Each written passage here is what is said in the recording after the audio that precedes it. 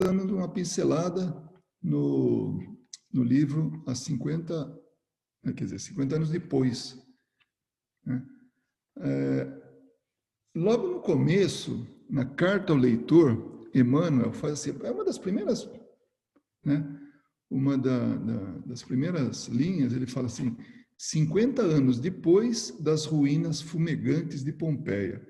Pô, 50 anos, então deve ser 50. Se ele falou, o título é 50, ele falou de novo 50, então é 50. Então a gente vai, como bom, né, assim,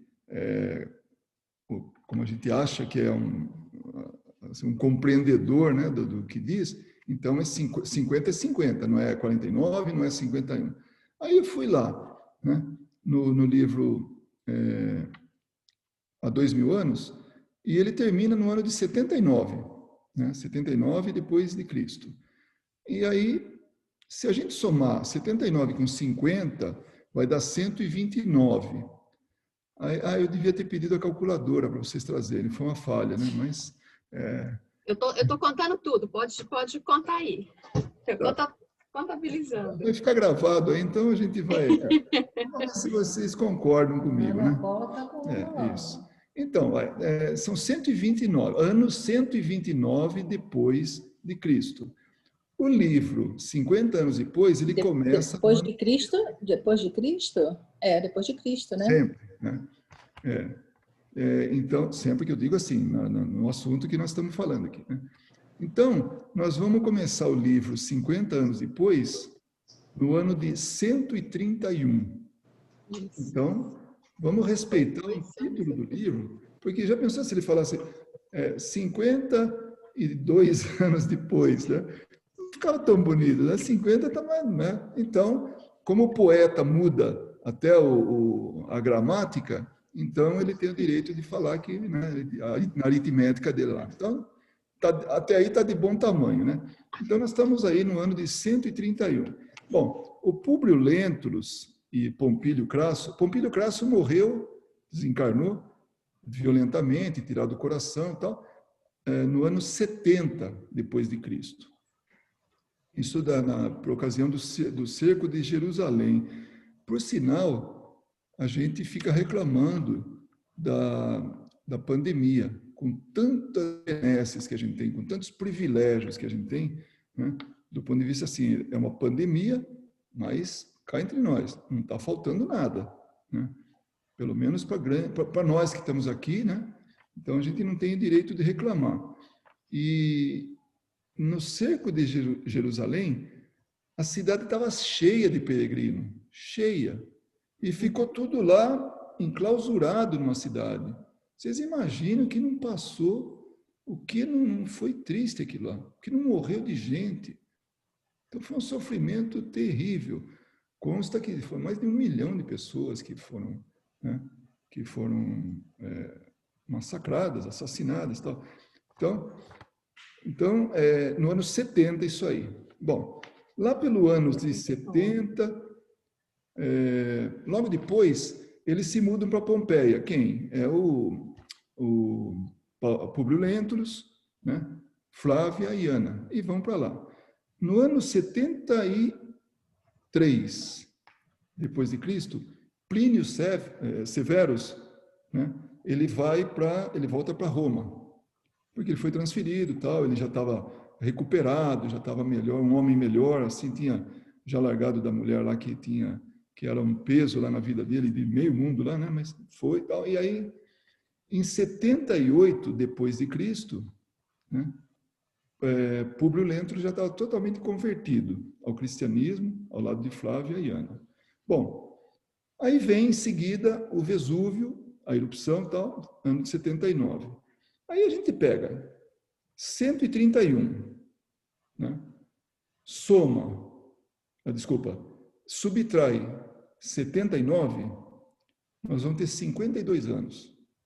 Olha, o Elvídio Lúcius e o Caio Fabrícios tinham mais ou menos uns 40 anos. O livro fala assim, é um jovem, né, de mais ou menos 40 anos. O Nestório, eu acho que eu li em algum lugar, mas eu não tive...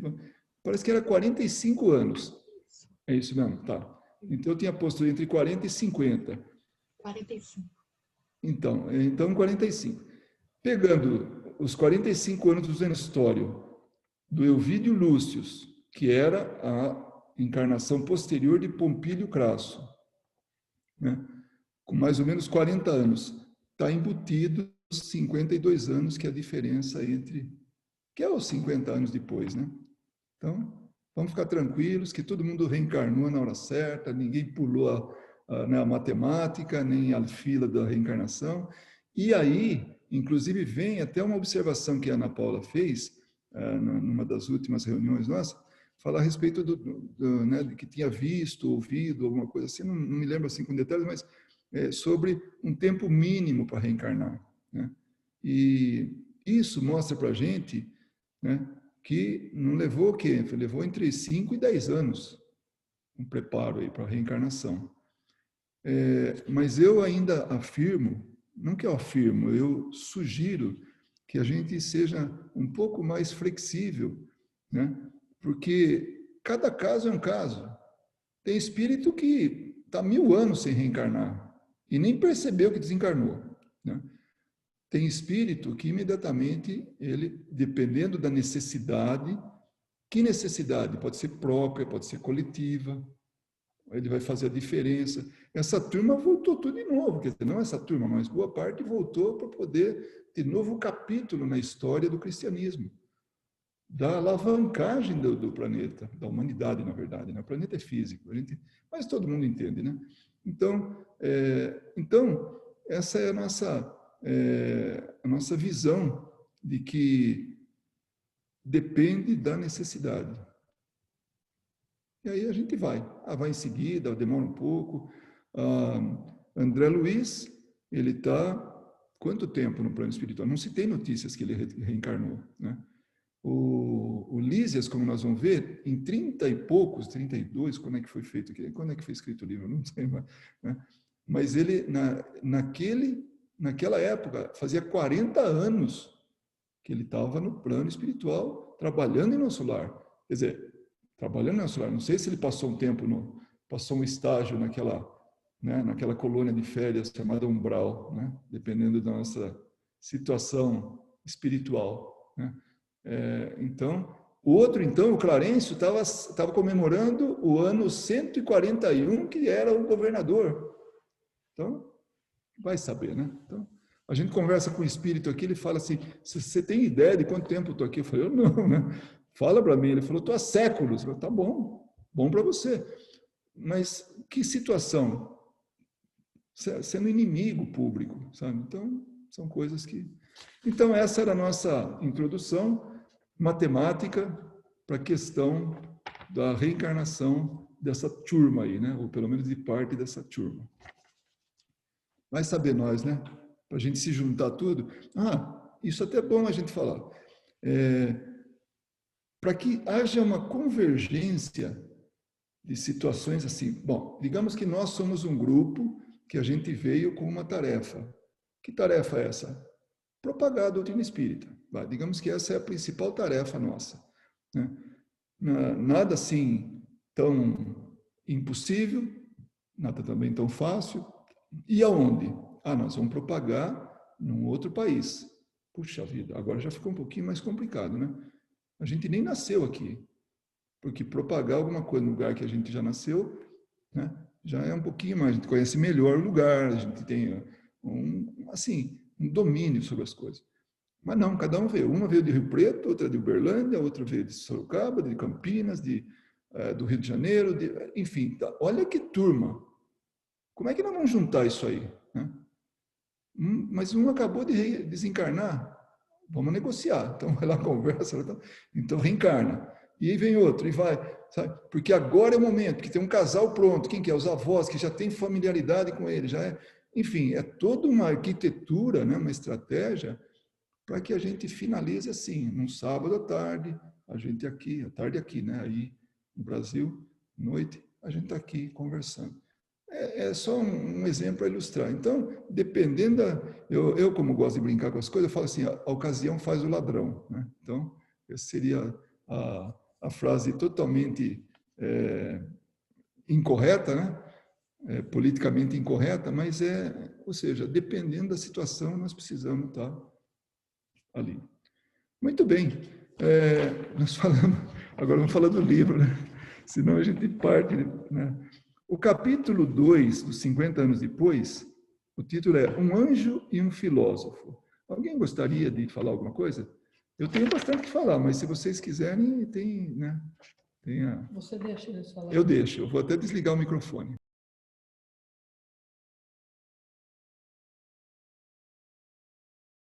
Eu vou deixar você falar, Luiz. Eu li, mas eu prefiro deixar você falar. Eu ouvi. Que tal?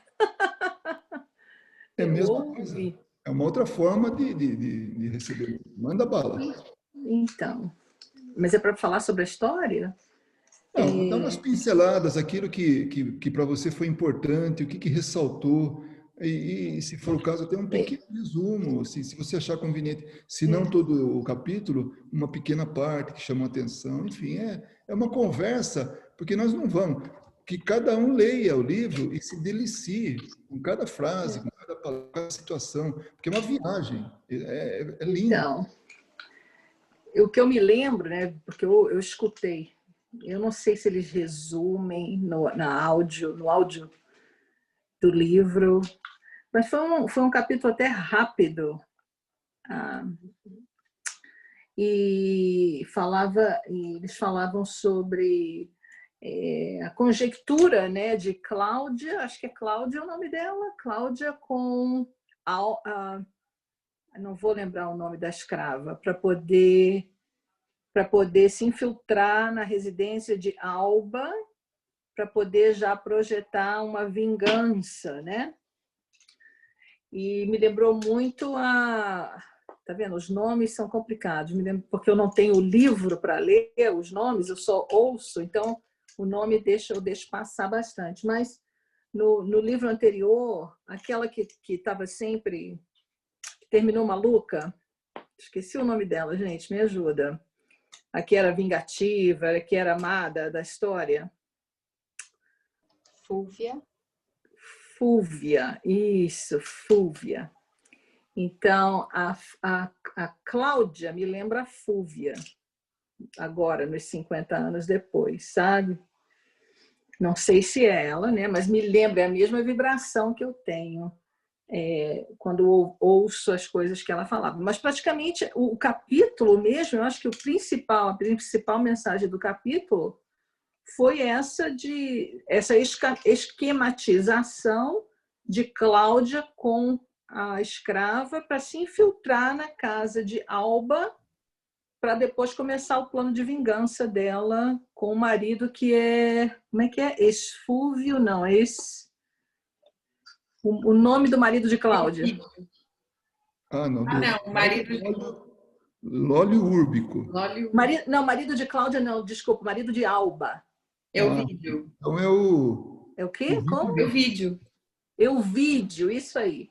Euvídio. E aí eu achei muito legal que o Públio, que não é Públio,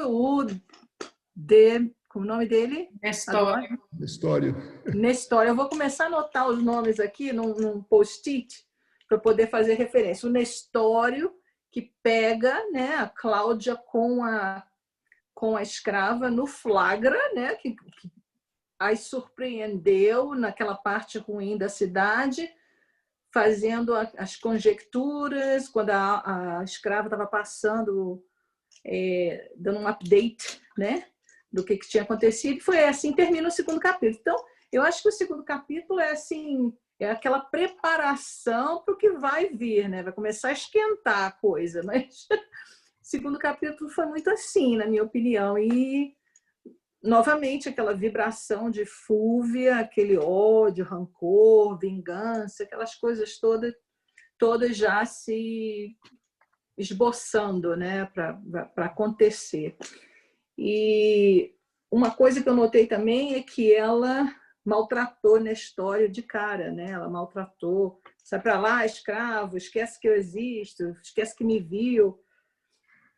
E o coitado do rapaz queria somente acompanhá-la até casa, porque era um local ruim da cidade, né? Então, o problema de ler e assim a diferença entre ler e ouvir é que os capítulos, eles não falam capítulo tal e começa. No capítulo Não, tal, então não você já falam. começa a entrar, você está pior do que eu, você está invadindo outra... Né, Eu estou invadindo? Já é outro capítulo? Ai, meu Deus! Então, mas tudo bem, vamos... Olha, nesse capítulo, o que fica bem claro é assim, a apresentação de alguns personagens, né? O prefeito, Lólio Úrbico, a esposa... Como é que é o nome dele? Lólio Lólio Úrbico. Ou Urbico, né? Úrbico. Eu não falo latim, né? Então é meio difícil. Gente, mas os nomes eram muito... Será que eles tinham apelidos? Eu fico pensando nisso, porque era muito difícil, gente. Fala bem, pensa bem. Então, o prefeito, ele casa com a Cláudia Sabina, que tinha origem plebeia, né? De sugestão do imperador Adriano, que era um devasso, né? Então, ali estava tudo, né? Era tudo para que fosse uma... assim, preparado entre eles lá, né? E a Atéria, nessa serva, ela é introduzida na casa, né, do filho, Luscus, para que pudesse vigiar Alba Lucínia, porque o objetivo dela realmente era fazer maldade. a Alba Lucínia, porque ela queria o marido dela, né? O marido... Ela tinha um interesse no Elvídio, né? Elvídio, O isso. Vou anotar, sério, não, vou anotar mesmo. E aí, nesse capítulo, ele trata do um anjo e um filósofo. O anjo é a Célia, né? Neta do Célia, O Neio Lúcio é o filósofo aí, um sujeito bastante, um senhor, né, um ancião, e ele é bastante culto e leva a sério todas as tradições romanas, né, tudo. E aí o pai da Célia pede ajuda para ele para demover ela dessa crença no cristianismo. Mas, surpreendentemente, o avô acaba sendo cativado por aquelas impressões tão maduras que ela deixa nele. Que ela conhece, ele vê coisas que ele... Então, ele nasceu aí, né, no finalzinho desse capítulo, a dúvida sobre os deuses romanos. Então, ele já estava vendo como, assim, imagens frias e não aquele ente que ela apresenta para ele, Jesus Cristo, tão doce, né, tão, assim, consolador, né? E aí é interessante que ela conta também a história do Ciro, que era o escravo, que era da família, e que ela desenvolve um amor muito grande por ele. Era um amor por ele. É o espírito que ela realmente tinha muito, muito amor, né? Que era algo do passado. E aí, mas eles têm uma relação de muito respeito, né? Uma distância grande, porque eles seguiam totalmente as convenções daquele tempo. Um escravo jamais poderia ter qualquer tipo de relação, assim, qualquer que fosse ela, entre o escravo e uma patrícia, né, uma romana. Isso era inadmissível, né? Só nas orgias lá que podia. E também o coitado do escravo estava sujeito a morrer, que nem zangão e abelha, né? Copulou, aí morre, né? Então, aí ela mostra a fé sincera que ela tem nessa conversa, uma conversa agradável, no final de tarde, assim, ficam conversando até a noite, né? Ela fala do Ciro, né? E fala também quando o Ciro ganhou a alforria lá, né? Ficou liberto, porque ele salva ela de um afogamento, né? Salva a... Isso aí não tem no áudio, não. Não sei nem quem é Ciro. Porque no áudio eles não põem assim muito na sequência certinha, não, viu, Kátia? Deve ser isso. Não, no áudio fala rapidinho, Kátia, que Ciro é o filho do... Agora eu já estou aqui pensando, posso falar? Pausa, olha para o Luiz e pergunta, posso falar? Ele fala bem rapidinho que Ciro foi o filho do Nestório e foi sequestrado e vendido como escravo. E fala bem rapidinho essa cena. Isso mesmo, mas isso para mim foi no capítulo 1. Mas depois, mais para frente, a Luísa já estragou tudo. Aí não, porque está no capítulo 1 do áudio. Capítulo 1. Me ajuda aí, Kátia. Não, é. Isso que eu estava falando, esse é capítulo 1. Góis, você contaminou todo mundo com essa questão.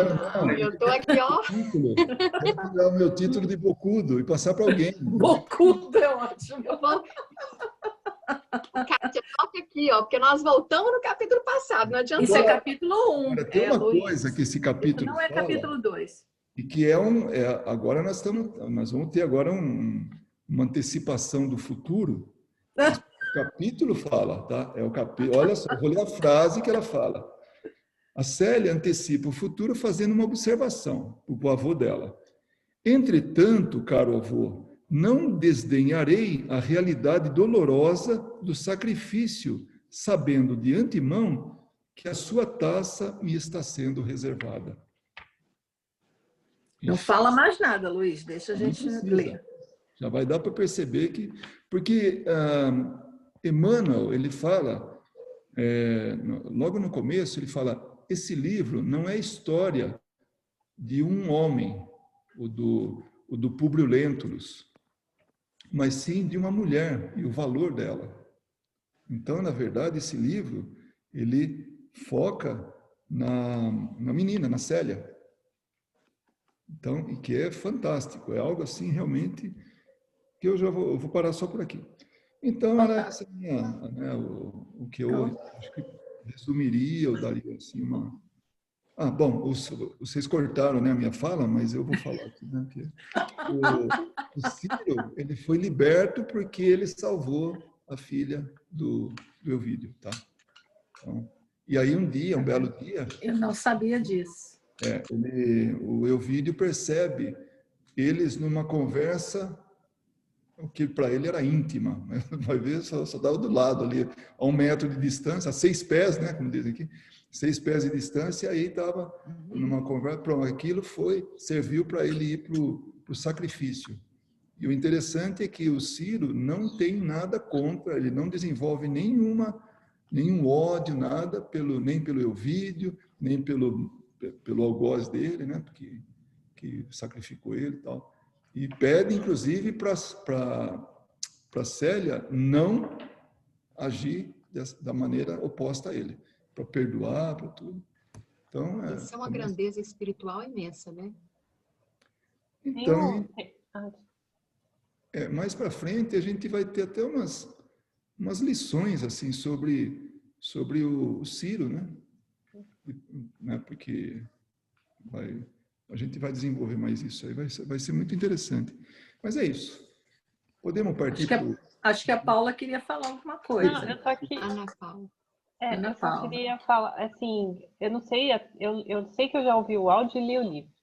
E no áudio, você perde umas passagens, não sei se você tem um PDF, Kátia, mas é fácil achar na internet. Mas eu tenho um site, que dá para ler. Porque nesse capítulo é muito bonita a fala da Célia com o avô dela, né? Porque mostra, assim, a grandeza espiritual dela, né? Quando o Emmanuel fala que o livro é sobre ela, né? Não é spoiler, né? Ela já tem a Célia. Então, e ela tem o diálogo com o avô, aí você percebe, quando ele fica sozinho, o tamanho, assim, da envergadura dela espiritual, o reflexo disso nele, né? Porque ele já está afastado dela, mas aquelas palavras continuam ressonando no espírito dele, na mente dele, e ele começa a visualizar tudo que ele foi acreditando ao longo da vida, e daí parece que ressoou dentro do espírito dele a verdade, e ele termina o capítulo, né?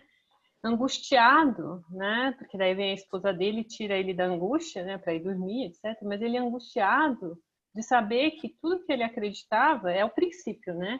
De que tudo que ele acreditava, na verdade, não era, né? Então, e o que a neta falou é que era verdade. Então, assim, quando a gente encontra com esse tipo de espírito, né? A gente percebe, assim, como que ressoa a verdade, né, na gente, né? E que dá uma certa... Para ele deu angústia porque ele está questionando, né? Mas quando você já está meio passo, te dá aquela segurança, né? Parece que a vibração desses espíritos te dá uma segurança tão grande que daí você se acalma e segue em frente, né? Então, eu acho que o bonito desse livro é ela mesma, assim, mais pra frente, tudo que ela vai fazer, né?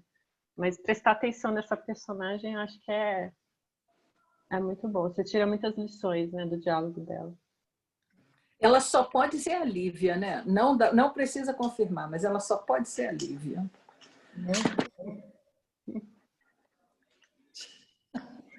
Então, eu vou falar. Ela fala e pede, não confirma, mas também não nega. Então, pronto. Não confirma, deixa no ar. É só uma reflexão. Ela só pode. Toda vez que aparece a Célia, eu fico, ela só pode ser a Lívia. Você pensa que só tem a Lívia de espírito superior nessa época? Tem muito mais. Você não na Idade da Pedra, a gente estava na. Tá certo, tá certo. Aquelas que parecem um meme, né? Tem vários espíritos superiores nessa época. Por exemplo, tem a Lívia. Cadê? Tem a Lívia e mais a Lívia. Não, tem também aquela escrava que acompanhou a Lívia, acho que era a Ana, né? Ana. Pois é, a gente tem que esperar a Ana aparecer. Enfim, com o tempo eu vou saber, mas é verdade, eu encontrei aqui um site muito legal, se chama a Bíblia do Caminho, e tem todos os livros xaverianos, eles chamam, todos os livros kardecistas, e tem mais o quê? E tem mais uma outra corrente. Enfim, muito legal. Eu encontrei, sim. Então, dá para ver, dá para ler dessa maneira. Mas é que o áudio é tão legal, dá vida, sabe? A história, enfim. Luiz, deixa eu fazer um comentário rapidinho, porque estava passando, assim, esse capítulo da conversa da neta com o avô é maravilhoso, acho que ninguém, né, não preciso nem falar mais nada.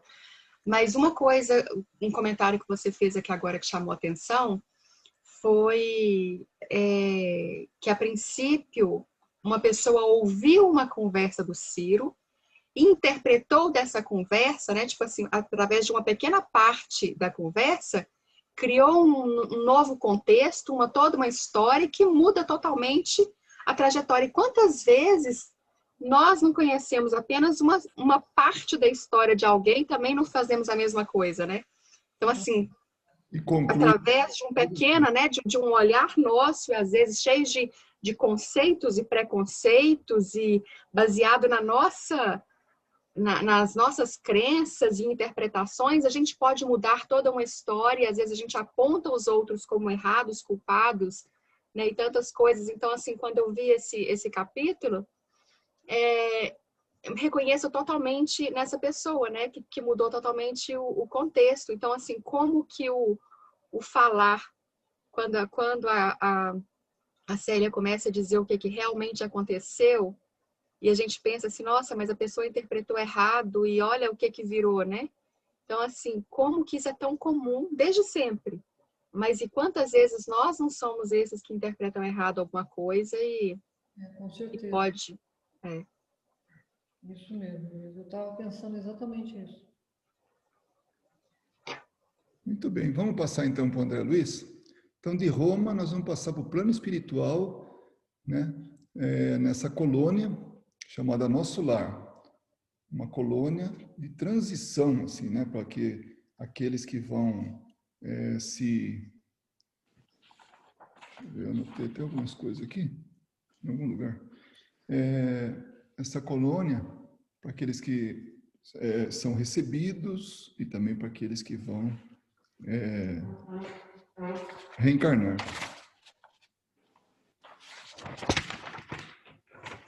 Bom, Luiz, você está com seus papéis em cima do seu microfone, só para você saber. Está muito perto aqui, é isso. Não, é que eu tinha feito algumas anotações a respeito do Nosso Lar, que eles foram no século XVI, ele começou os primeiros passos para ser formado, e nesse... não está aqui, não está numa outra... Está no computador. Então, no século XVI, ele começou a ser criado, e apesar de toda a dificuldade, mesmo para espíritos fortes, né, porque havia também, né, nesse momento, uma força contrária muito grande. Então, eles contaram com eram portugueses que reencarnaram no Brasil e, ao desencarnar, eles começaram essa colônia, a construção espiritual, né, dessa colônia. E é o nosso lar. E, inclusive, contou com silvícolas, portanto, tem algum momento lá na cidade, tem um pouco também dessa parte rústica, né, das ideias ainda primárias, né, dos silvícolas, dos índios, né?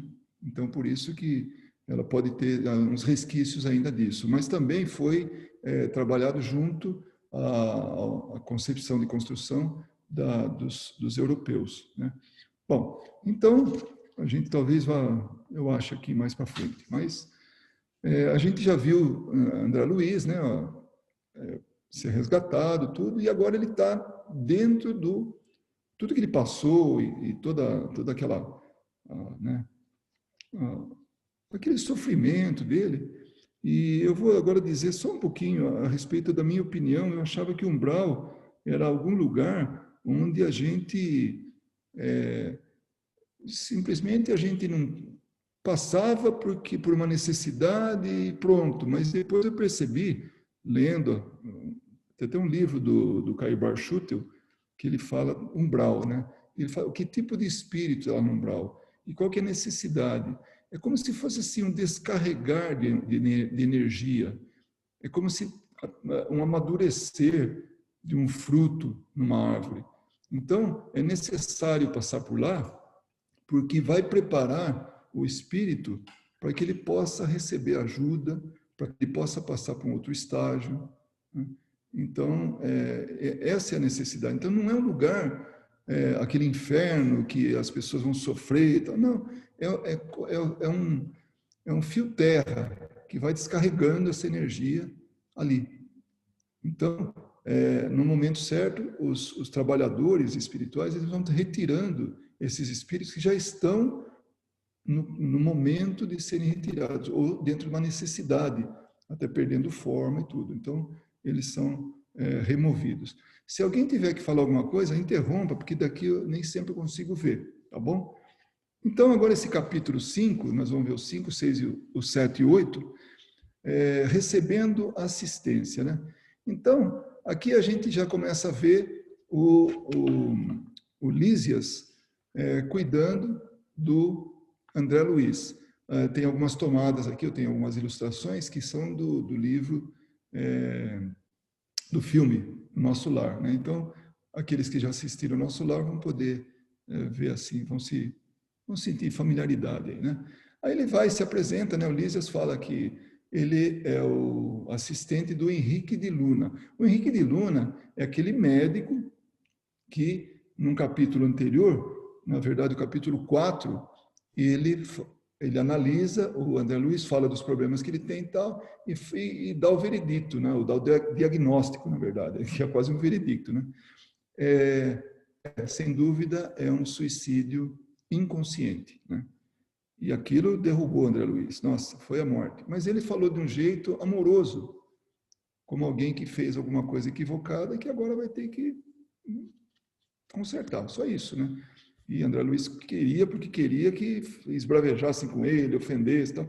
Mas não, aquilo incomodava ele, a forma amorosa com que tanto o de Luna, né, o Henrique de Luna fez, né, e mais o Clarencio falam a respeito dele.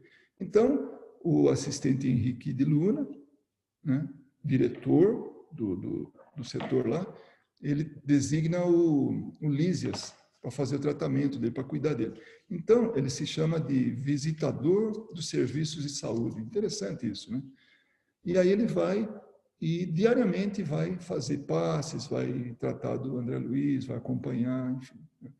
E aí, quando André Luiz demonstra que, poxa, eu nessa condição, né, de suicida, não que ele fale assim, mas me falaram que era isso, então, aí o Lísias falou, olha, fique tranquilo, porque, né, nós temos aqui um grupo de 80 enfermos, né, que eu faço assistência. 57, ou seja, a esmagadora maioria, está nas condições exatamente como a dele. Ou seja, não cuidou do corpo como deveria. Aí, tem uma pergunta de Kardec, né? Uma vez de volta ao mundo dos espíritos, conserva a alma as percepções que tinha quando na Terra? Isso vem a nos ensinar, aproveitando essa passagem do livro Nosso Lar. Então, essa pergunta, 237, a gente volta na condição que estava aqui na Terra? Os espíritos falam sim, além de outras que aí não dispunha, porque o corpo, qual o véu sobre elas lançado, as obscurecia. Ou seja, volta não só com o que trouxe da Terra, mas talvez até alguns resquícios de outras vidas que vêm e afloram na espiritualidade, né? Quando está no plano espiritual. A inteligência é um atributo que tanto mais livremente se manifesta no espírito, quanto menos entraves tenha que vencer. Então, quanto menos obstáculos tiver, quanto mais esse véu tiver eficiente, mais a inteligência, o conhecimento, tudo fica embotado, né? Mas depois a gente traz para o plano espiritual a condição que a gente tinha aqui. É interessante que tinha, falando um pouquinho desses suicidas inconscientes, né? Lísias fala, nosso lar não é estância de espíritos vitoriosos. Eu fiz assim, fui pegando umas palavras assim, para compor, para enxugar, né? Somos felizes porque temos trabalho, porque o Senhor não nos retirou o pão abençoado do serviço, né? Então, o que acontece? Esse é o grupo que vem, aqui está a enfermaria, né? Então, vem os mutilados. Então, vem aqueles que fizeram muito pior ao corpo, né? Eles vêm com as órbitas vazias porque gastaram os olhos no mal, de alguma maneira utilizando para o mal. Vêm paralíticos, né? Porque utilizaram a locomoção nos atos criminosos. Imagina, então, pode ser até uma linguagem meio poética aí, mas de alguma maneira ele utilizou os pés. Eu fico imaginando, uma vez eu li na Folha de São Paulo, anos atrás, fizeram uma reportagem, um cara ficou observando um mendigo, né? E aí ele foi acompanhando esse mendigo, ele era um paralítico, esse mendigo, e ele pedia dinheiro em determinado lugar, nas ruas de São Paulo, numa determinada rua. E esse repórter foi fazendo uma investigação, foi acompanhando ele lá. Então, ele descobriu onde o cara morava, na periferia, ele tinha mulher, tinha filhos, né? Acho que era um filho que ele tinha carro na garagem, tinha tudo, né? Então, ele saía de manhã com uma bolsinha, ele passava num lugar, tinha um jovem, uma criança lá, que ajudava ele a se trocar e prender algumas partes da perna, lá tudo, pôr as muletas e ficava com a roupa dele.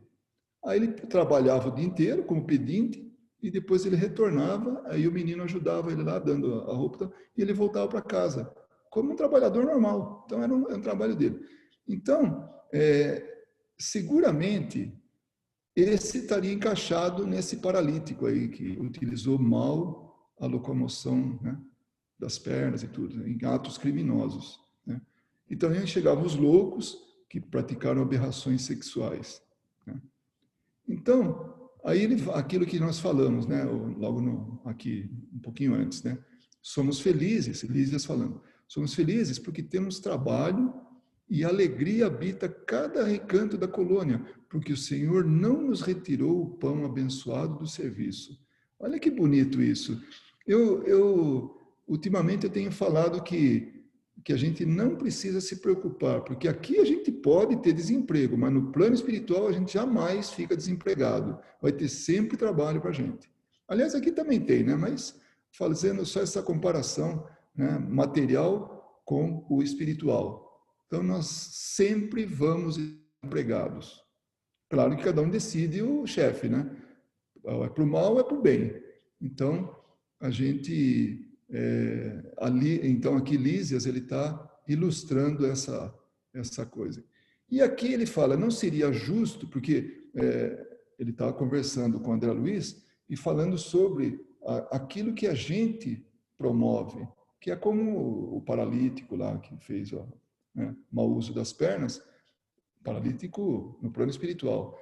Então, ele fala que não seria justo impor a outra pessoa a tarefa de mondar. Mondar é quando a gente pega, vai tirando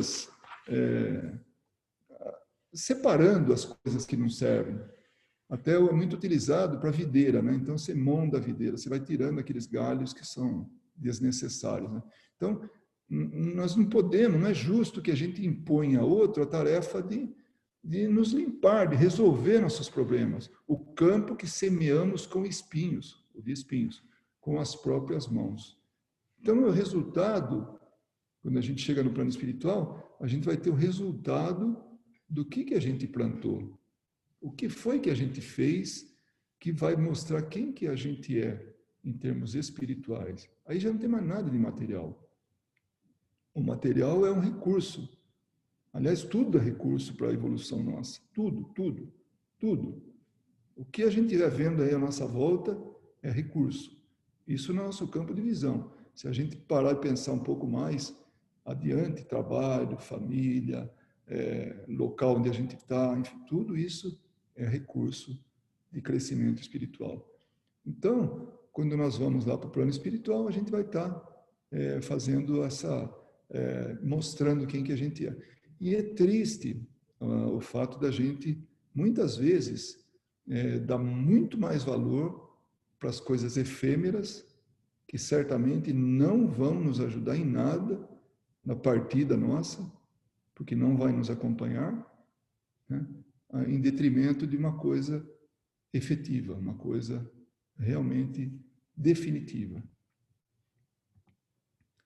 Bom, esse capítulo para mim é o melhor, tá, até agora. Não é que é o melhor, ele é muito interessante. Mas eu vou falar ainda um pouquinho aqui das 5, né, que acho que vale a pena a gente reforçar.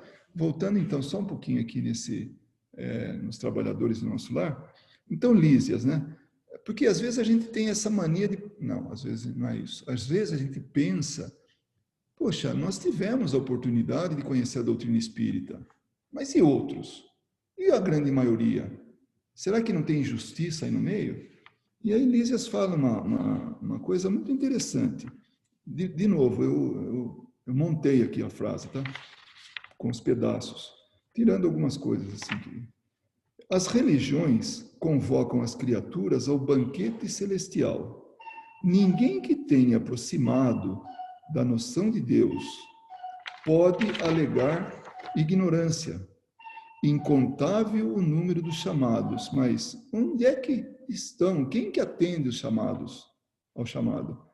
A massa humana prefere aceder a outro gênero de convites.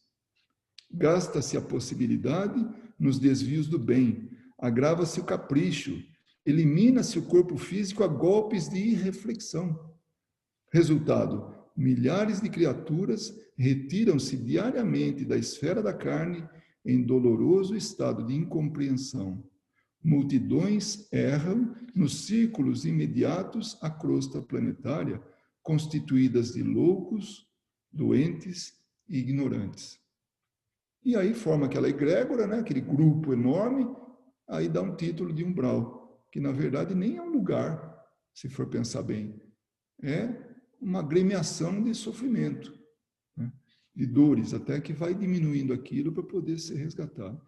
Então, Lísias fala assim, acreditaria porventura, você, André Luiz, que a morte no corpo nos conduziria a planos de milagres? Somos compelidos a trabalho áspero, a serviço do próximo, né? A serviço pesado, e não basta isso. Então, tem sim um monte de gente que tem o mesmo, como é que eu diria assim, a mesma oportunidade. As religiões estão aí, chamando a gente. Elas têm um fundo moral, todas têm, se pensar bem, né? E então a gente atende o convite se quer, né? E segue se quer.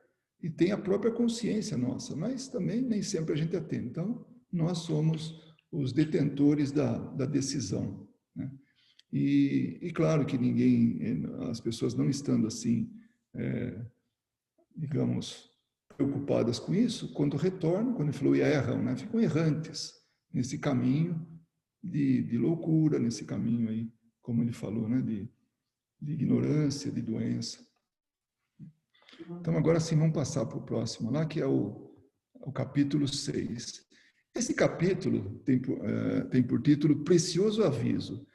E é quando tem uma nova visita de Clarencio, né? Clarencio chega, junto com Lísias ali, claro, né? Chega e dá um abraço carinhoso, né? no André Luiz e fala assim, como vai? Melhorzinho? Olha só, parece coisa assim de tia, né? Ou de avó, de tal. Então, aí André Luiz começa a reclamar, começa a pedir, trazer para ele compaixão, lamenta a falta da esposa, do filho, das duas filhas. É uma queixa atrás da outra que termina em choro, o maior chororô, né? Aí Clarencio tem uma conversa séria com ele, amorosa, mas muito séria. Imagina, ele está falando com o governador. Depois ele vai perceber isso aí, né? É o governador ali do auxílio ali, né? Da governadoria, não governadoria, mas do ministério, né? Dali de onde ele está, né? Do Ministério do Auxílio. Ah, está aqui onde eu escrevi, os 114 anos. Bom, aí ele começa falando, aprenda, se você quer se curar, aprenda a não falar excessivamente de si próprio, de si mesmo. Nem comente a própria dor. Lamentação denota enfermidade mental de curso laborioso e tratamento difícil. É indispensável criar pensamentos novos e disciplinar os lábios. A dor para nós significa possibilidade de enriquecer a alma. A luta constitui caminho para a divina realização. O que a gente pode... Bom, esses dias eu estava falando, claro, que tinha a ver com o que a gente está estudando, né? Conversando com a minha esposa, né? Com a Verinha. Aí eu falei, puxa vida, eu não sei, mas eu acho que estou começando a perceber que não vale a pena reclamar, não vale a pena lamentar, né? E já há algum tempo, sei lá, não sei dizer que tempo é esse, que eu não tenho me pegado reclamando tanto. Eu até me lembrei de uma situação, quando eu trabalhava, eu era muito jovem, tinha 20 anos, 21 anos, 20 anos, e eu era recém-casado, né? Então eu cuidava da minha mulher, e meu filho tinha acabado de nascer, né, tal. E aí eu fui pedir aumento, né? E olha só, eu pedi aumento porque o dinheiro não estava dando, porque eu tinha mulher e filhos. Eu levei uma invertida, parecia o Clarencio falando comigo, né? O meu chefe falou assim, olha, eu espero que você venha aqui pedir aumento pela qualidade do seu trabalho, pelo volume do seu trabalho, e me convença que você justamente precisa de um aumento. E não porque você tem 1, 2, 3, 10 filhos, né? Eu pus o rabo entre as pernas e voltei. Nunca mais eu usei esse recurso, né? Esse artifício, na verdade, nem é recurso, para poder obter alguma coisa assim. Então, as coisas têm que ser realmente justas, e a gente vai perceber isso aí nesses esclarecimentos aí, e depois também no de Lísias, né? Quanto ao ele estar longe da família, então Clarencio fala, o mesmo pai que vela por sua pessoa, e olha que velou, hein? Ele que foi parar no umbral, ninguém mandou ele para lá, ele que foi parar lá, por consequência da situação que ele estava. E aí ele foi tirado de lá. Então, o mesmo pai que vela pela sua pessoa, oferecendo-lhe teto generoso nesta casa, atenderá os seus parentes terrestres. Então não reclame. Eles estão em boas mãos. Devemos ter nosso agrupamento familiar como sagrada construção, mas sem esquecer que nossas famílias são seções da família universal sob a direção divina. E aí, a gente se lembra do algo novo que a gente começou aqui nessa nossa reunião, a Carol sendo lembrada, ore pelos seus parentes, ore pela sua família, mas não esqueça que a sua família é muito maior. A família é universal. Uma vez falaram para o Chico também, Emmanuel falou para o Chico, né, que ele estava lá tentando resolver o problema da cunhada, né, que estava no hospital, e ela estando lá, os filhos não podiam, né, ser cuidados, né, tal. E ele falou, e dando nome e sobrenome, ele falou, também, aí o Emmanuel começou a falar que não é só os daquele sobrenome que deviam ser amparados, mas todos os sobrenomes. E ele fala, e aí que entra aquela justeza que a gente falou, né? Seja justo. Se deseja permanecer nessa casa de assistência, aprenda a pensar com justeza. Então, esse capítulo vale cada coisa. Vamos ver se tem mais alguma coisa aqui que eu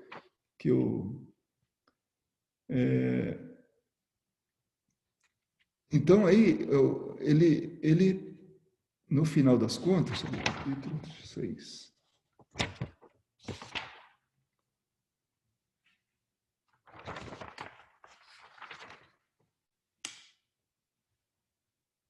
Isso que dá a numeração aqui, né? Então, aí ele termina assim o capítulo, né? Esse capítulo. Depois da lição de moral que ele dá, quer dizer, de reerguer, né?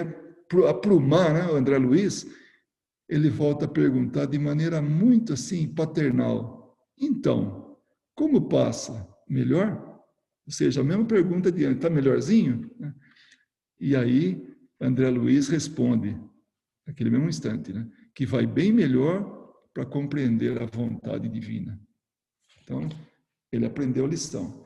O interessante é que André Luiz não era nenhum espírito superior. Hoje a gente lê as obras dele, né, e aprende muito com isso, a humanidade está aprendendo com isso, ainda que seja uma fatia ainda bastante restrita, mas ele soube tirar proveito das lições.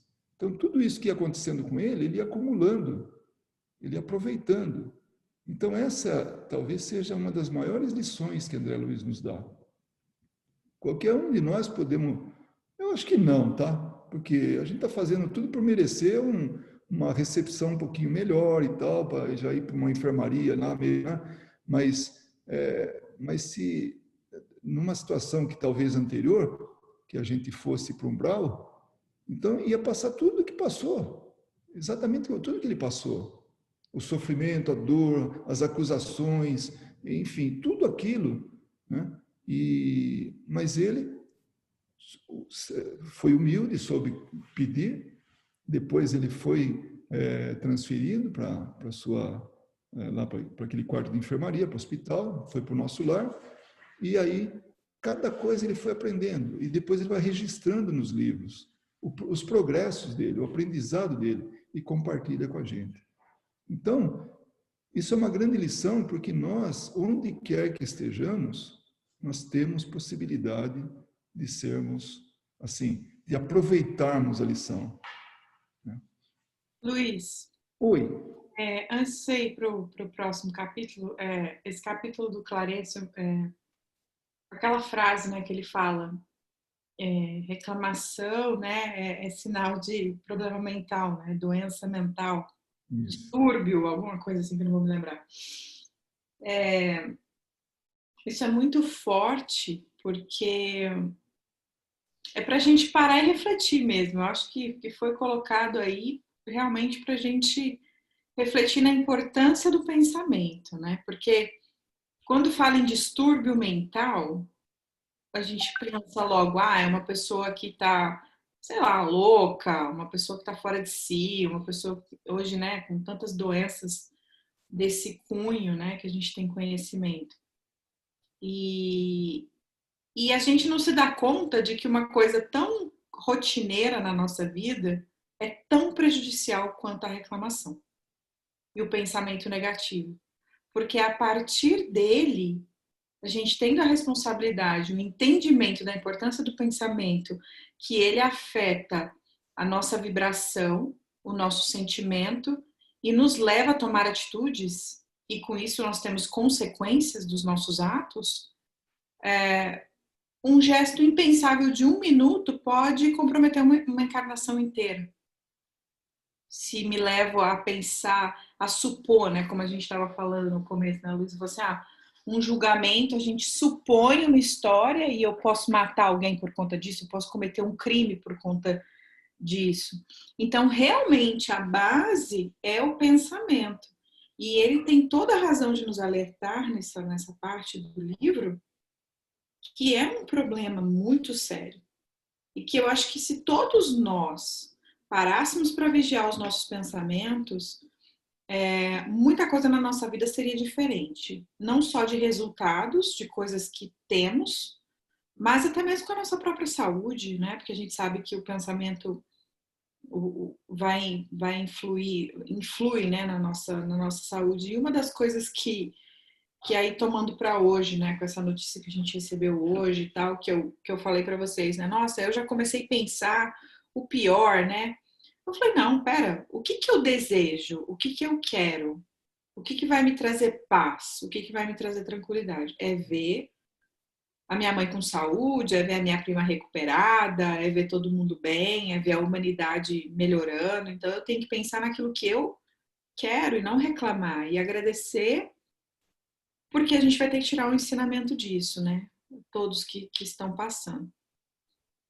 E isso me marcou muito quando eu li esse livro a primeira vez, porque eu era uma pessoa muito reclamona. Sempre fui, né? Eu já brinquei com vocês aqui sobre isso. Então, quando eu passei a vigiar os meus pensamentos e com isso essa questão, não, eu não vou reclamar, pera lá, deixa eu entender o que é que eu tenho que aprender e modificar o meu pensamento, mesmo diante de um problema, de uma situação difícil, não enxergar um problema como um problema, mas já pensar na solução, como que eu vou resolver ele, porque se você foca no problema, você só sofre, e só fica negativo, e só fica ruim, e só reclama.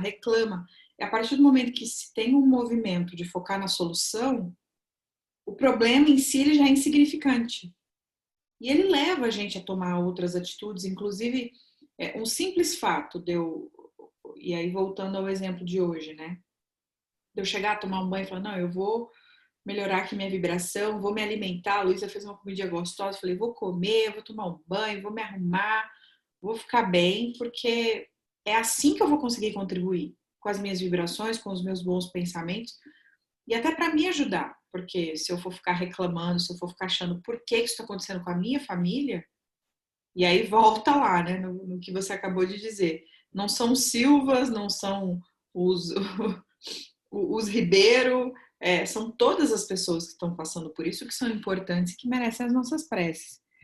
Isso é muito sério, da gente entender que realmente reclamar e a baixa vibração, o pensamento negativo sendo a base de tudo, que a gente atrai os espíritos, as companhias espirituais e as nossas ações, a nossa vibração, é um problema que deve ser considerado sim como um distúrbio mental, isso é muito sério. Nesse capítulo 7º, a gente vai perceber um pouco do que você está falando aí, quando a gente começa a levar para o lado vibracional, esse pensamento que você falou aí. Quer ver que interessante? Então, o Clarencio, ele está visitando periodicamente não todo dia, né, mas periodicamente, o Lísias. Que é interessante que Lísias, ele tem uma percepção assim, tipo, algo me diz que você vai ser uma pessoa importante aqui, né? E aí ele cuida muito bem do André Luiz, não por isso, né? Porque aparentemente Lísias é um bom atendente de enfermagem, um visitador, enfim, na tarefa dele ele é muito bom no que faz, né? Mas ele fala isso de André Luiz, né? Mas aí André Luiz melhorava a cada dia. Só que ele tinha aquelas recordações, né, que quando vinham, davam uma mexida nele, né? Então trazia angústia, né, o receio do desconhecido, a mágoa da inadaptação, né? E apesar disso, apesar de tudo, ele encontrava mais segurança dentro dele. Então ele estava progredindo. E eu abro um parênteses aí, a gente às vezes, por desconhecimento ou por excesso de confiança, sei lá, naquele ente querido que desencarnou, faz prece para o ente querido ajudar a gente, né? Ah, pô, sei lá, meu tio morreu, nossa, ele é uma pessoa boa, morreu semana passada. Aí eu paro aqui para fazer uma prece, tio, me ajuda, tio, isso aqui. Então, esse livro, esse primeiro livro da série, ele nos mostra que nem sempre a gente, quando chega no plano espiritual, está em condições de fazer alguma coisa, talvez nem pela gente própria, quanto mais para os outros. Então, é importante a gente respeitar. Por isso, mais uma vez, o conhecimento é importante. André Luiz passou maus bocados lá, até ele despertar, passaram anos. E aí, imagina se alguém, a esposa dele, os filhos, papai, me ajuda, papai. Coitado está lá tentando resolver o problema dele, nem está escutando nada. Talvez venha reflexo de dor, porque a dor dos filhos é a dor dele, amplia mais, enfim. Então é muito importante que a gente não queira enfocar espírito desencarnado, não queira pedir para que ele faça, recém-desencarnado, quero dizer, né? Então é importante que a gente saiba que existe um tempo que pode variar de espírito para espírito, mas vai precisar de um tempo. Tem espírito que imediatamente percebe a condição que está, porque ele se preparou por isso, não numa encarnação, mas em várias encarnações, inclusive na encarnação que ele acabou de deixar para trás. Então, esse é um ponto que a gente precisa ver. Aí está lá, ele já estava melhorando, ele observava a natureza, né, as construções, jardins, pomares, né, eram coisas assim muito bonitas. Tudo, ele achava que era assim uma cópia melhorada da Terra, né? Aí também é uma outra coisa assim, né? Porque no plano espiritual os recursos são outros. Agora, quando ele percebia, quando ele caminhava, quando ele via lá, né? Ele via tanta coisa bonita ali, né? As cores mais harmônicas, as substâncias mais delicadas, o solo forrado de vegetação, grandes árvores, pomares fartos, jardins deliciosos, e olha aí, montes coroados de luz e até o quê? Até bicho ele via lá, né? Tinha departamentos, era sempre cultivado com esmero. Todo edifício tinha flor na entrada. A gente tenta copiar aqui, né? As casinhas eram cercadas, bonitinhas por muros, com era, né? Rosas, diferentes cores, né? Aves, ele via aves voando, cruzando, né, o ar com plumagem cheia de cores, né, tudo colorida. Então, era uma coisa assim, realmente muito bonita de se ver. Via animais domésticos, bicho de estimação, no meio das árvores lá frondosas, né? Então, o que a gente vê com isso? A gente vê que o pensamento é tudo, as vibrações são tudo. Ele saiu do umbral, onde tinha toda aquela massa de pensamentos que eram baixas, né, de baixo teor vibratório, e ali formou aquele, entre aspas, o nosso lar diferente, né? Agora, o outro nosso lar, esse que ele estava agora internado ali, era onde o pessoal fazia prece no final do dia, diariamente, como nós já vimos no capítulo passado, no estudo passado, nas sessões passadas. Então, é outra coisa, o pensamento é o mesmo, nós é que dirigimos ele, qual que é o resultado que nós vamos ter dele? Então, eles construíram uma cidade luminosa com pensamento exatamente do jeito que aquele lugar que ele estava, enlameado, árvore seca, escuridão, né? Aquela companhia espiritual, foi tudo resultado daquela massa de pensamento produzida pelas pessoas. Então, ele já estava num outro nível agora. Como? Percebendo tudo isso. O que podemos produzir com o pensamento? A beleza disso.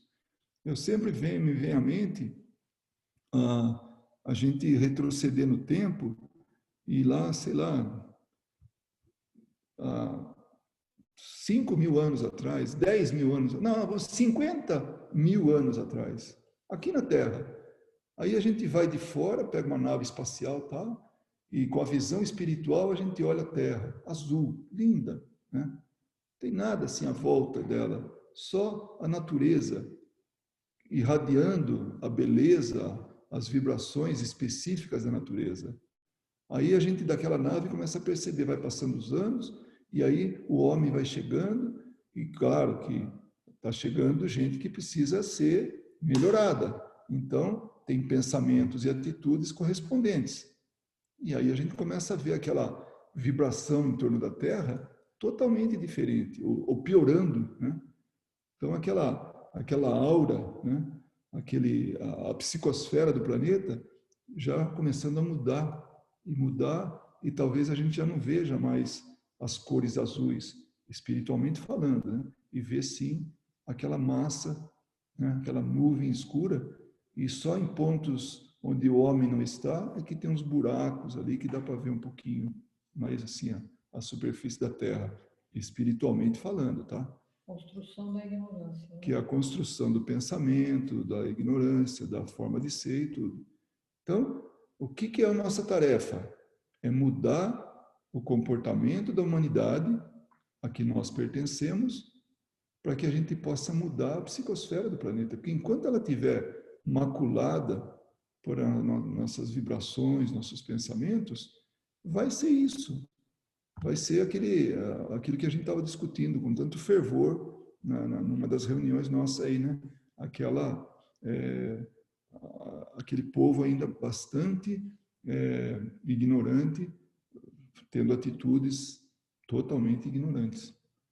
Mas estamos mudando, devagarinho a gente vai mudar, né? Estamos aqui para isso, não é assim? Para nos melhorarmos e melhorar todo o resto da humanidade. Aí, uma coisa que chama a atenção de André Luiz, né? Ele fala assim, ele dá um jeito, né, de entrar no assunto, né? E fala assim, poxa, teve mais gente que foi para o túmulo, né? O desencarnou antes de mim, e eu não tenho notícias dele. Meu pai, minha mãe, por exemplo, tenho amigos, e aí, eu não vou poder ver eles, né?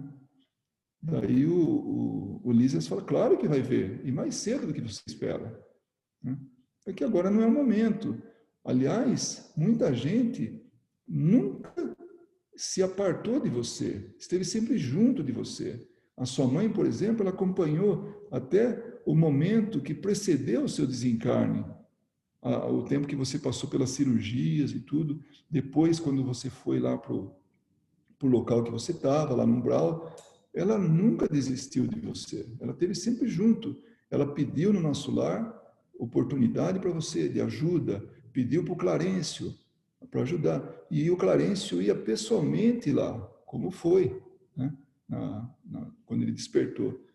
Porque você, então ela está com você desde há muito tempo. E durante todos os anos que você teve no umbral, aqueles 8 anos, aí que ele se deu conta. Ele ficou 8 anos lá no umbral. Nossa, que coisa, né? Então, para ele foi bastante esclarecedor isso aí. E aí ele fala, inclusive, ele falou, no momento que você foi retirado de lá, foi resgatado, foi o momento que você orou com tanta alma. Olha que bonito o que ele falou, né? Então, ele era só espírito. Ele se despojou de tudo. Naquele momento ele era humilde, reconhecendo a humildade dele, a inferioridade dele, elevando o pensamento de forma humilde a Deus, e pediu, e naquele momento é que ele pôde ser resgatado. E tudo por influência da mãe. Então a mãe estava com ele só não estava vendo ela, né? Porque ela está num plano mais elevado que o dele, né? Então, aí que ele aprende, que ele toma conhecimento, e aí nós também, né, como leitores, tomamos conhecimento que ele ficou 8 anos direto lá no umbral, desde que ele desencarnou até ser resgatado. E ele nem percebeu isso, claro, né? E no momento que ele rogou, né, fez aquela prece, né, foi quando Clarencio começou a ir lá e tudo, e resgatou ele, que ele era um médico na Terra vaidoso, né? Então ele deixou de ser o médico vaidoso e surgiu então o Filho dos Céus, né? Outra postura, totalmente diferente, né? Eu acho que agora a gente vai entrar no capítulo 8, ou já estamos nele? Então, aí, Lísias, ainda nesse capítulo 7, ele fala, quando alguém deseja algo ardentemente, já se encontra a caminho da realização. Tem você, nesse particular, a lição do próprio caso. Anos a fio rolou como pluma, albergando o medo, as tristezas e as desilusões. Mas quando mentalizou firmemente a necessidade de receber o auxílio divino, dilatou o padrão vibratório da mente e alcançou a visão e socorro. Que coisa, né? Então ele precisou sofrer toda aquela pressão. E olha que interessante o que Lísias fala. Não convém esquecer, contudo, que a realização nobre exige 3 requisitos fundamentais. Primeiro, desejar. Segundo, saber desejar. E terceiro, merecer. Ou, por outros termos, né, vontade ativa, trabalho persistente e merecimento justo. O que ele quer dizer com nesses requisitos, né? Primeiro, desejar. Até aí tudo bem. Desejar é meio que, assim, geral, né? Mas tem que saber desejar. Imagine eu chegar aqui e falar assim, Jesus, me ajuda. Eu desejo ganhar na loteria. Isso não é um desejo, isso aí nem sei o que é, né? Mas não tem lógica isso. Porque Jesus não se presta a isso. Então, nosso desejo tem que estar vinculado à utilidade, a saber desejar, né? E terceiro, trabalhar para isso, merecer. Ficar só pedindo, e daí? O que você faz em troca, né? Então, vamos merecer esse pedido que a gente está fazendo, esse desejo ser atendido, né? Então, é vontade ativa, trabalho persistente e merecimento justo. Então tem que, como aquele jovem, né, pai de família que foi pedir aumento para o chefe, né, eu desejei de forma errada. Eu tinha que desejar através da primeira coisa certa, né, desejar, saber desejar. Isso. E ter o merecimento justo. Eu tinha que dar alguma coisa em troca, né? Agora vem o último capítulo, né, que a gente está estudando hoje. Tá bom, estou dentro aqui ainda está só observando aqui o tempo, né? O ambiente nas ruas. Então ele caminha junto com o Lísias. Ele já teve, depois de tantas semanas, ele teve a oportunidade de caminhar lá. Então, o que ele via naquelas avenidas largas, né? Ele via árvores, né? Ele sentia o ar puro, a atmosfera de profunda tranquilidade e entidades numerosas que iam e vinham. No livro ele fala que não eram ociosas, eles tinham alguma coisa, eles estavam fazendo nesse ir e vir. Então, de novo vem aquela comparação, né? Como que eram as ruas lá no umbral, em comparação com as ruas, né, no nosso lar. Então, essas diferenças é que estão de acordo com o pensamento de cada um, né? E também não tinha nenhum tipo, como eu falei aí antes, apesar de não estar escrito, né? Não tinha, ninguém estava ocioso, estava todo mundo fazendo alguma coisa, né? Organização de serviços, isso é interessante, porque o Lísias, ele fala em organização crescente, e aquilo foi uma frase que me chamou uma frase que me chamou a atenção, porque a gente está sempre lembrando do aperfeiçoamento constante.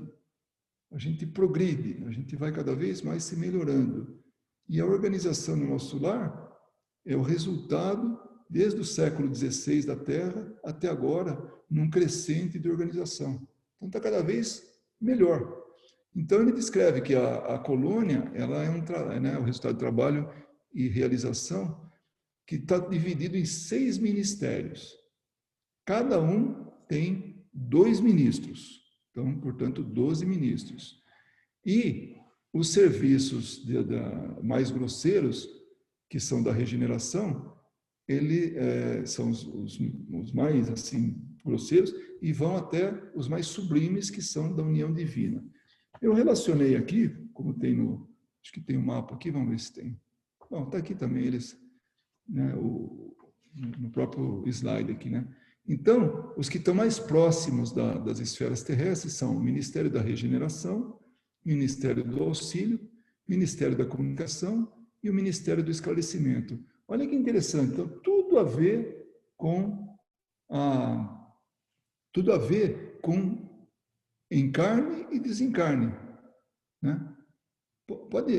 Vamos observar a regeneração, né? Então, ajudar na melhoria das pessoas. Do auxílio, parecido também, igual, vai lá e também resgata, tudo isso, né?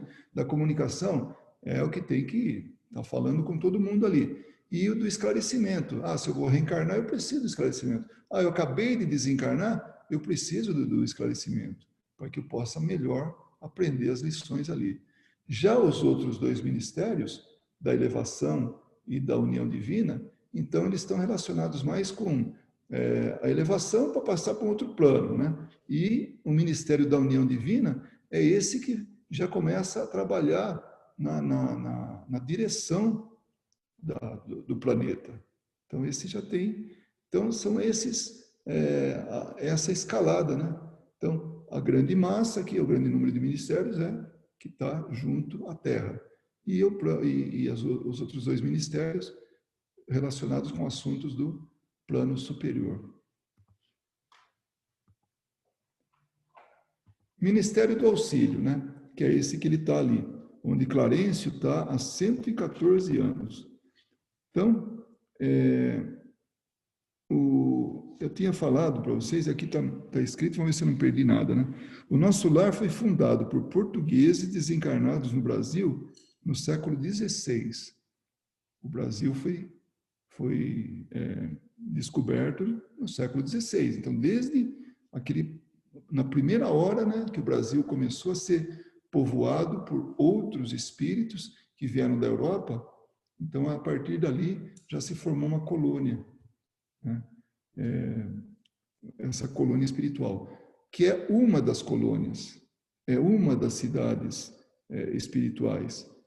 Tem muitas outras que depois disso vieram. Não sei se tem mais antiga ou não, mas tem várias, tem muitas, em locais assim, correspondentes ao planeta Terra, né, o globo. Teve a participação inicial dos silvícolas do país e suas construções infantis de suas mentes rudimentares estão misturadas à delicadeza e né, as construções delicadas e nobres promovidas pelos europeus. Então, nesse mapa que a gente está vendo, nessa cidade, do jeito que a gente está vendo, ela tem em formato de uma estrela, né, de 6 pontas, onde estão os ministérios, e a governadoria no meio. Esse desenho, ele foi uma vez apresentado ao Chico, eu queria a ajuda de vocês, o nome da médium, Iergolina. Iergolina, esqueci o sobrenome. Alguém saberia dizer? Ela, como médium, num desprendimento, num sono, né? Durante o sono, ela visitou esse lugar. E ela desenhou tudo, né? Fez o desenho, e aí ela pegou e falou, foi para o Chico, e chegou lá e falou, Chico, o que é isso aqui? Ele falou, você visitou nosso lar, né? Então, essa é mais ou menos... Foi Iergolina que Oi? o nome dela vem só em Iergolina. Não, tem um sobrenome também. Tem.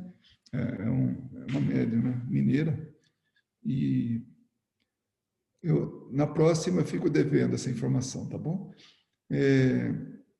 A gente sempre faz a coisa meio assim, não é preventiva, né? Vai consertando, assim.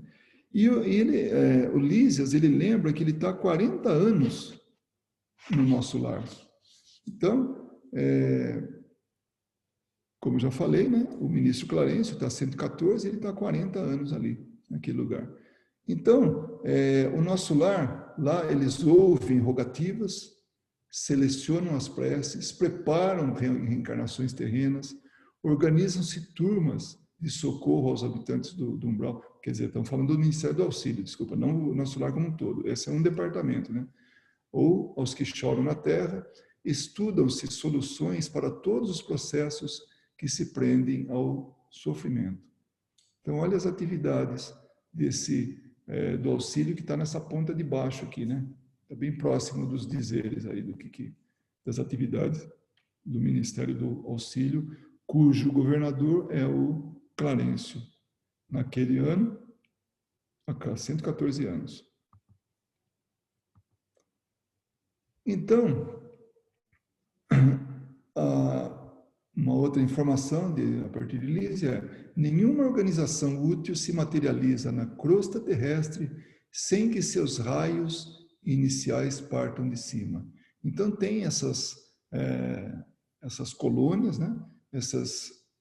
Esses planos superiores que eles vêm de cima. Então, tudo que é útil é de cima para baixo, né? Que estão fazendo materializar aqui na crosta. Fala um pouquinho também do que nós já falamos até 2 vezes lá, que são os portugueses do século XVI, e também fala que existem enormes extensões de potencial inferior, isso no plano espiritual, como há no planeta, grandes tratos de natureza rude e incivilizada. E essa frase é importante também. Os trabalhos primordiais na construção de nosso lar foram desanimadores, mesmo para os espíritos mais fortes. Vocês imaginem querer fazer alguma coisa, é que nem tentar colocar casas espíritas em Las Vegas. A pressão vem e vem forte, vem pesado. Aliás, não precisa nem ser em Las Vegas, em qualquer lugar. Então, há um movimento contra daqueles que não têm ainda o esclarecimento, né? Então, eles querem destruir esse tipo de coisa, porque vai contra os interesses deles. Então, mesmo para espíritos fortes, muitas vezes foi desanimador. Aqui fala um pouco do governador de nosso lar, né? Porque ele fala, Lísias fala que ninguém tira férias lá, aqueles que estão com poder de decisão, de administração, né? Então, quando ele fala do governador de nosso lar, ele fala que é um abnegado orientador, ele tem a colaboração de 3.000 funcionários, ele é um trabalhador infatigável, não tira férias, nada, né? Não dispõe de tempo para entretenimento, quase nunca repousa, seu pensamento abrange todos os círculos de serviço, sua assistência carinhosa a tudo e a todos atinge. Então, não é um cara que foi, vota em mim, né? E aí votaram nele, não. Ele está lá por competência, porque ele foi designado pelo plano superior, certamente, para poder ter uma atribuição tão elevada como essa, né? E é isso aí. Essa era a nossa proposta de hoje, né? Como sempre vem aquela observação, né? Vamos estudar o Espiritismo, né? Uma lembrança para a gente. E agora vocês me dizem se realmente está de acordo com o que vocês leram ou não. Vocês têm coisa a acrescentar, discutir, comentar?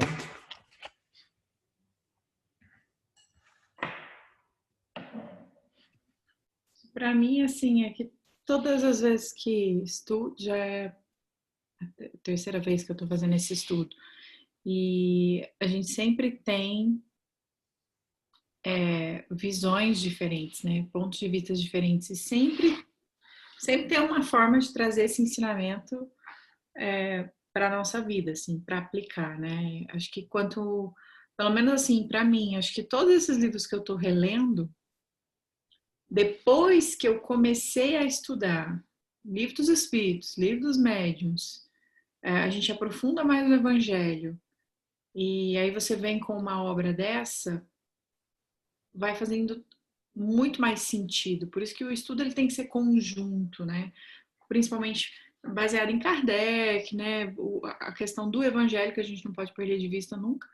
Então, assim, pelo menos para mim, ler o Nosso Lar agora, comparado com a primeira vez, que foi o segundo livro espírita que eu li, que eu fiquei chocada quando eu li, sem entender muita coisa, que é aquela leitura que você pega aquela lição moral, mas passa a profundidade que é cada capítulo passa tão despercebido, como são todas as obras de André Luiz. Então, eu estava até pensando, eu falei assim, então agora que a gente começou com o Nosso Lar, dá vontade de estudar todas, né, assim, sistematicamente.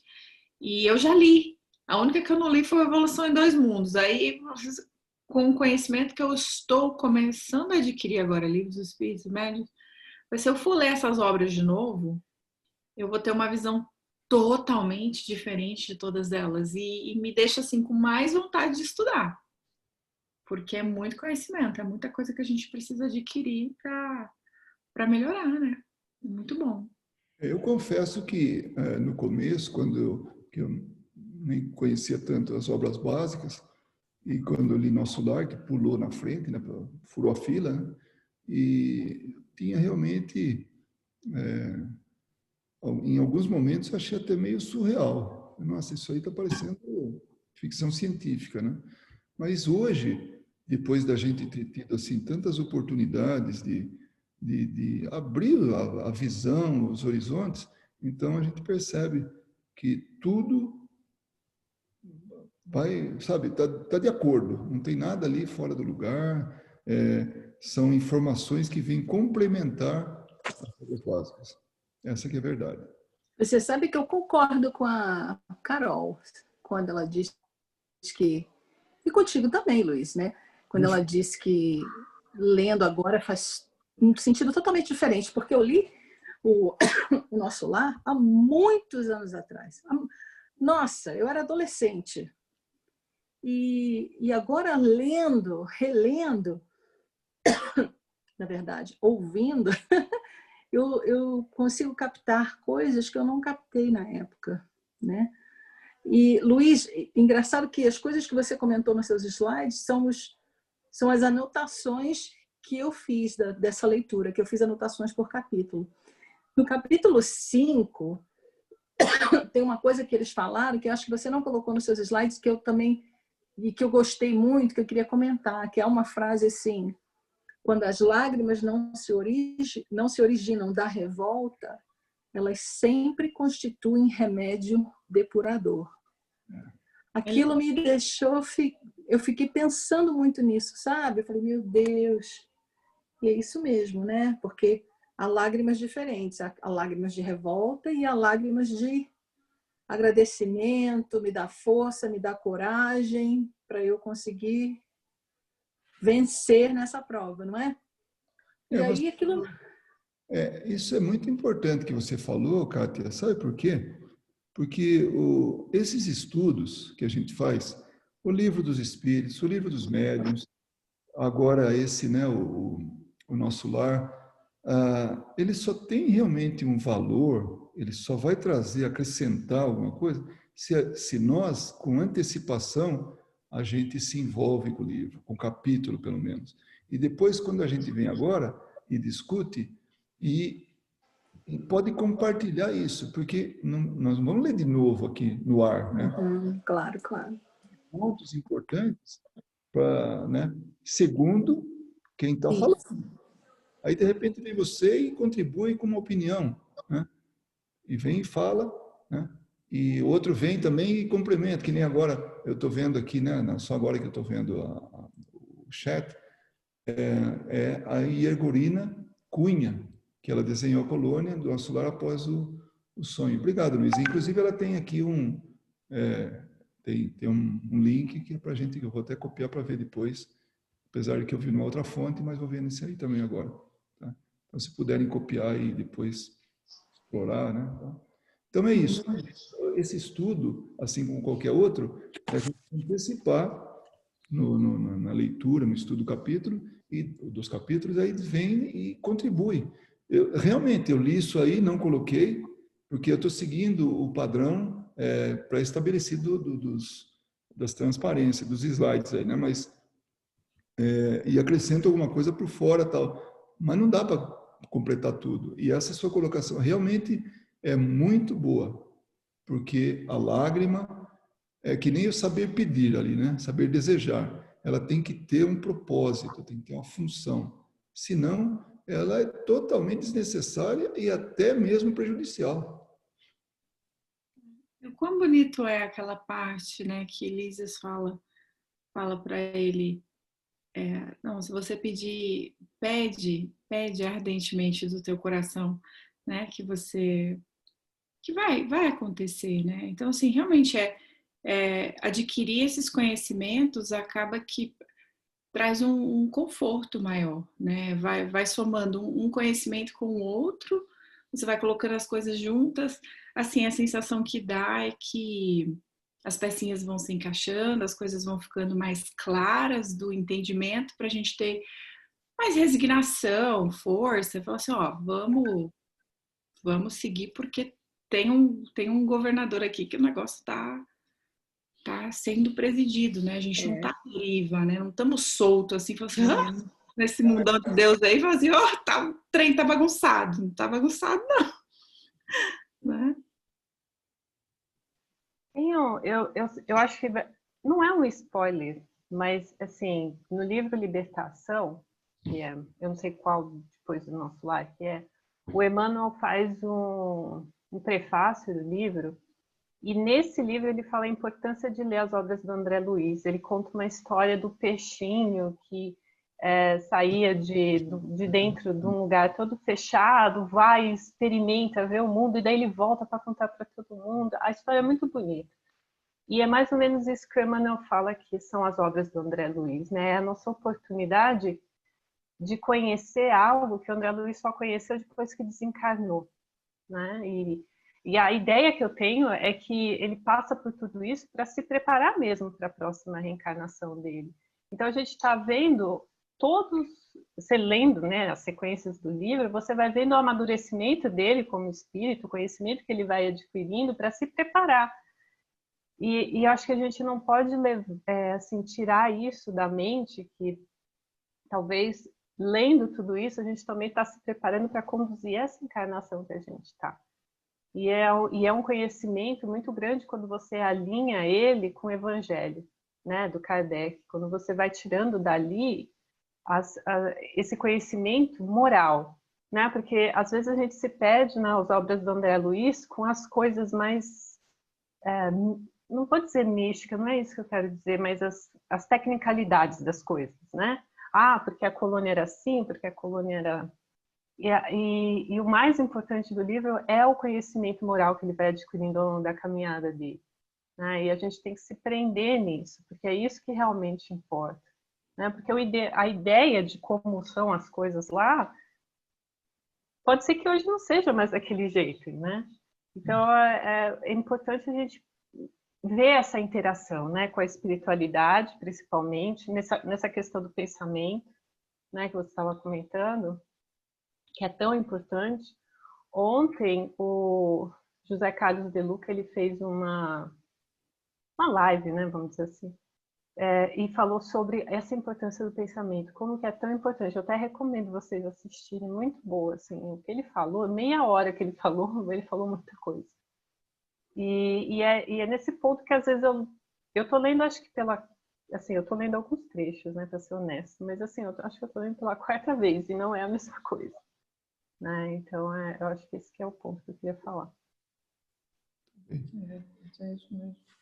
Olha, eu estou feliz que a Fernanda está com a gente, porque a última vez que nós trocamos um texto aí, alguns textos, ela falou que não estaria na próxima reunião, uma passada, né?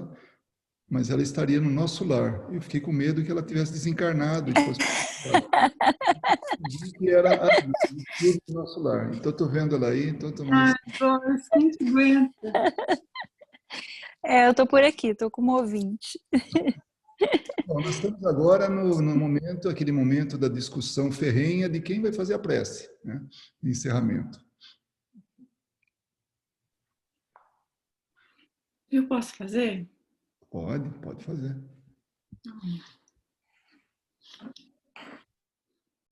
Então, vou convidar todo mundo então para fechar os olhos, para levar o nosso pensamento. Em primeiro lugar, agradecer ao nosso Mestre Jesus por mais um dia em que estamos aqui reunidos, a toda a espiritualidade amiga, aos nossos mentores, os nossos amigos espirituais que nos acompanham diariamente. Eles que nos cercam de tanto carinho, de tanto cuidado, estão sempre nos assistindo nos nossos momentos de angústia, de dor, mas que também compartilham conosco das nossas alegrias, das nossas conquistas, das nossas vitórias. E com essa gratidão, Mestre querido, queremos agradecer porque é através desse conhecimento que vamos todos os dias, pouco a pouco, plantando dentro do nosso coração as sementes boas, Senhor Jesus, com o esclarecimento para o nosso espírito. Mas sabemos, Mestre, que cabe a cada um de nós cultivar a terra boa, porque estas sementes tão valiosas que o Senhor nos oferece todos os dias, com o teu Evangelho, através das obras, através da beleza da vida, através das pessoas que o Senhor coloca no nosso caminho para fazer a nossa vida mais alegre, mais feliz. Que possamos, Senhor Jesus, valorizar essas sementes e não desperdiçar mais uma chance em que temos, que é a bênção da vida. Que possamos ter os olhos abertos e os ouvidos prontos para ver e ouvir, Senhor Jesus, os sinais, muitas vezes, porque ainda somos criancinhas, ainda somos um pouco mimados, não compreendemos ainda as adversidades, os problemas, e a gente não vê, a gente não escuta, Senhor Jesus. Mas te rogamos, com a assistência dos bons amigos espirituais e de todos aqueles que partilham conosco na caminhada, para que nesses momentos, Mestre, em que não possamos ver e ouvir e cuidar dessas sementes, que esses anjos, que essas pessoas nos auxiliem também.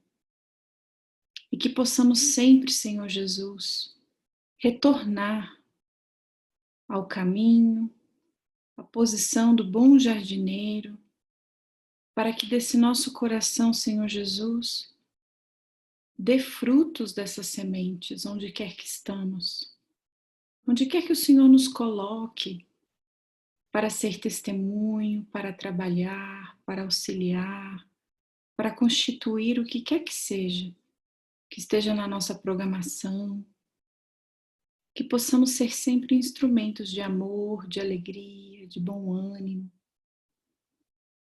Porque assim, Mestre querido, vamos nos sentir fortes, mesmo nesses dias mais difíceis, porque sabemos que a Tua providência, a Tua misericórdia A misericórdia de Deus jamais nos quer tristes e infelizes, e que o nosso caminho, Senhor Jesus, é o da felicidade.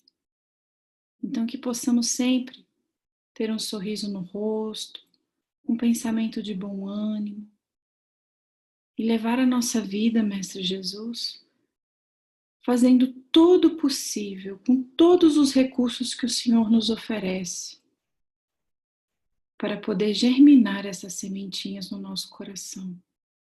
E que nunca nos esqueçamos que o Senhor segue conosco.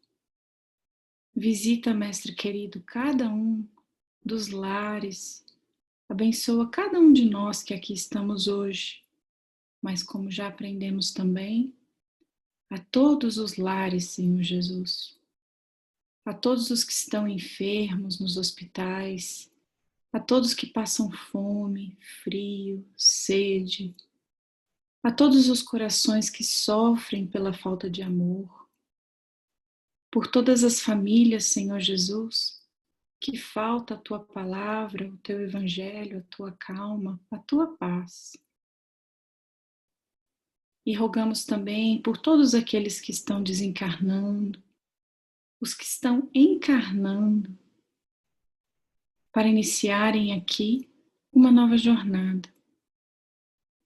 E que a cada dia, Mestre querido, possamos sempre nos renovar as forças, as energias, nos preenchendo com esse amor e que possamos sentir, Senhor Jesus, a Tua presença em nós. Que possamos ter uma noite abençoada, que durante o nosso sono possamos trabalhar, possamos nos encontrar, nos unir sempre no amor, no esforço, no trabalho, em coisas edificantes, para a construção da nossa própria felicidade, Senhor Jesus. Porque nós sabemos que é isso que Deus espera de nós. E que assim seja, Senhor Jesus, graças a Deus. Nos vemos na